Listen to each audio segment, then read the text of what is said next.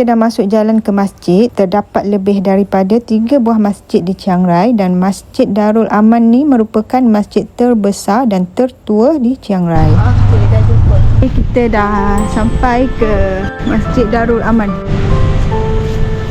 Mengikut sejarah, masjid ni diasaskan pada tahun 1910 oleh komuniti Muslim etnik Hui yang dikenali sebagai Chin Hau di Thailand. Kaum Hui merupakan Muslim berbangsa Cina yang berhijrah ke utara Thailand melalui Yunnan dan Myanmar. Kaum Hui ni adalah etnik yang sama kami jumpa di Hilal Town Chiang Mai semalam. Mereka tidak boleh berbahasa Melayu seperti Muslim di selatan Thailand kerana berbeza kaum dan etnik. Pada 27 Disember 2009, bangunan masjid yang baharu telah dirasmikan menggantikan struktur lama masjid yang sudah berusia hampir 100 tahun. Reka bentuknya menggabungkan seni bina Islam serta hiasan Cina. Menara masjid dihiasi dengan pavilion kecil bergaya Cina di puncak. Selain memainkan peranan penting sebagai pusat ibadah, masjid ini juga menjadi pusat komuniti bagi umat Islam setempat. Mereka ada sekolah agama kecil dan kelas mengaji untuk kanak-kanak, aktiviti Ramadan dan sambutan raya secara berjemaah. Mereka juga sering bekerjasama dengan NGO dan Jabatan Agama Islam dari Bangkok serta dari negara jiran seperti Malaysia.